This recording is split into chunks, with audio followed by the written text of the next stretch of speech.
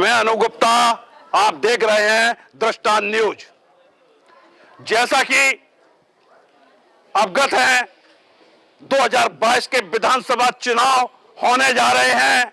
इसी तरह दृष्टांत ने 2022 के चुनाव को देखते हुए एक कार्यक्रम की शुरुआत की है, जमीनी हकीकत जानने की शुरुआत की है। जनता बोलती है।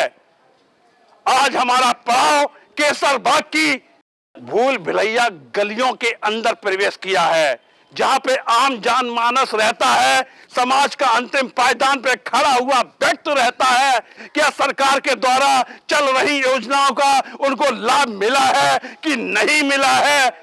मूलभूत सुविधाओं से वंचित उस समाज के लिए लड़ा जाएगा जहां पर ना उनके बच्चों को कायदे से शिक्षा मिल रही है, स्वास्थ्य सुविधाओं से वंचित है, बेरोजगारी उनके सर माथे पे खड़ी हुई है। यही सब जानने के लिए दृष्टांत की टीम आज केसरबाग के इस भूल भुलैया वाले इलाके में आई हुई है, सत्य जानने के लिए आई हुई है।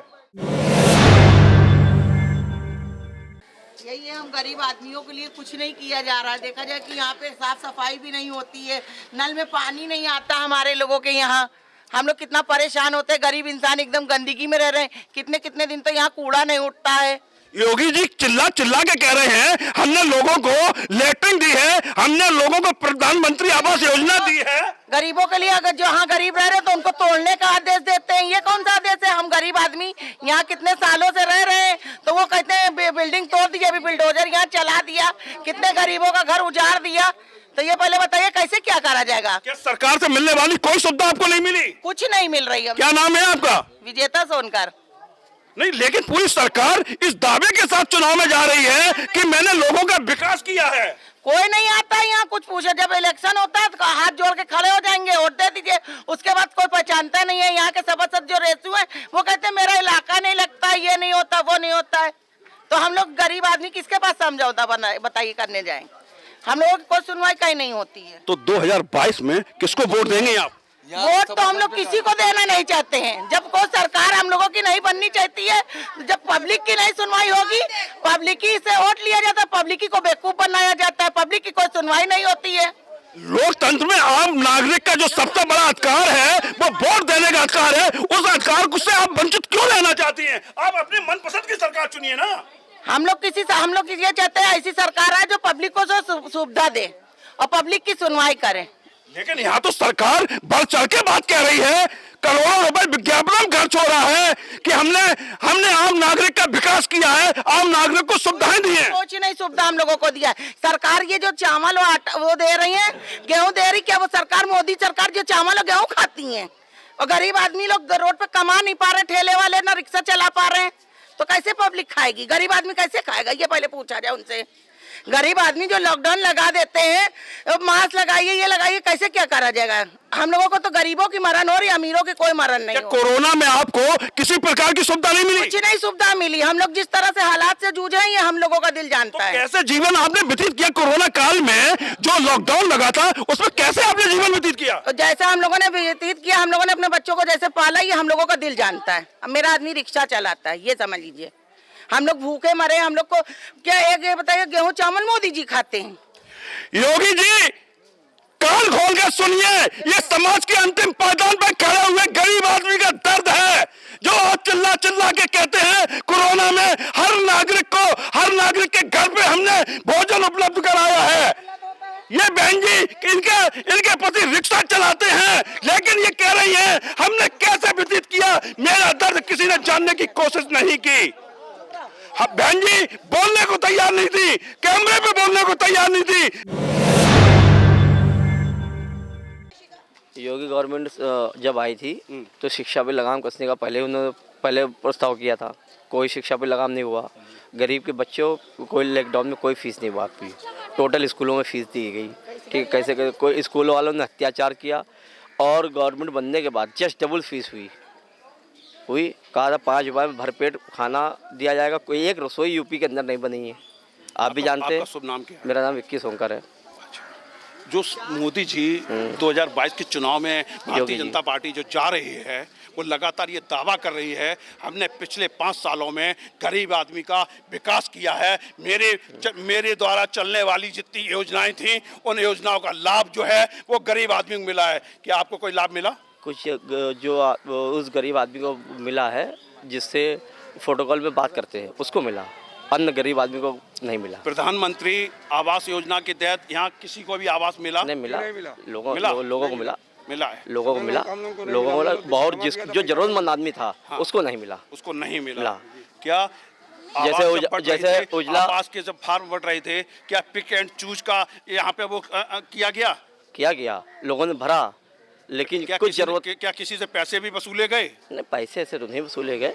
इस सारे तो नहीं।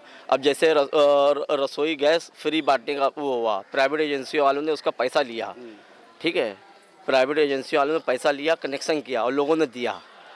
भारत सरकार ने आम गरीब आदमी की जो महिलाएं, जो बेटियां खुले में शौच जाती थी उसके लिए शौचालय बनवाने की योजना चलाई। मिला? वो गाँव में कुछ लोगों को मिला और जरूरतमंद आदमी को नहीं मिला। यहाँ के गाँव की बात, यहाँ कहीं ऐसी कोई सुविधा नहीं है। देखो यहाँ गाँव में हम गरीब आदमियों की यहाँ कोई सुनने वाला बन रहे, लैट्रिन बन रही, मगर हम लोग यहाँ को कोई सुविधा नहीं है और यहाँ आए दिन अत्याचार होता है। दो चीज़ है, योगी गवर्नमेंट अगर आप पताका कर रहे हैं, सबसे बड़ी बात तो शिक्षा के ऊपर योगी गवर्नमेंट ने सबसे बड़ा प्रस्ताव किया था। शपथ लेने के बाद शिक्षा पे लगाम कसी जाएगी।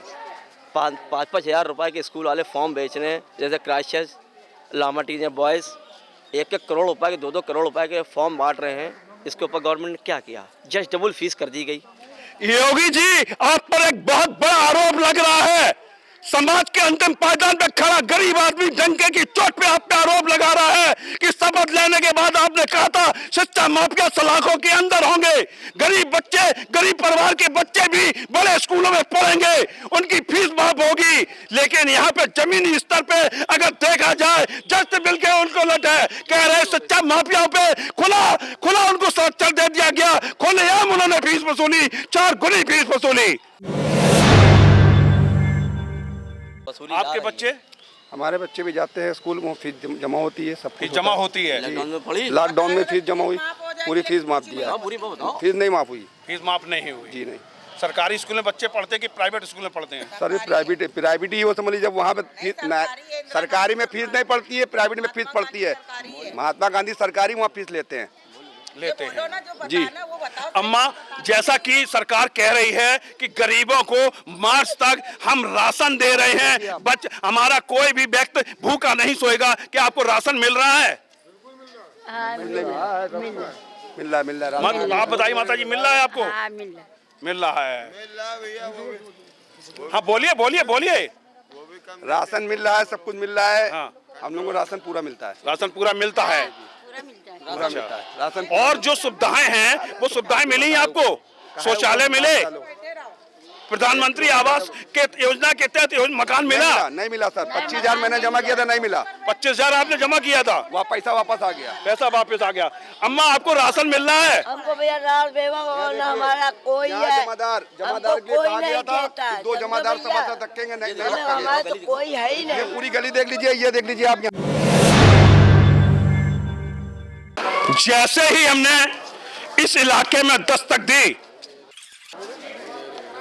मन विचलित हो गया, क्योंकि हम लोक भवन, एनेक्सी, सचिवालय के इलाकों को देखते हैं तो मुझे लगता है चारों तरफ प्रधानमंत्री नरेंद्र मोदी जी का जो स्वच्छता अभियान है वो वास्तव में सफल हो गया है और उत्तर प्रदेश स्वच्छता अभियान में प्रथम स्थान पा गया है।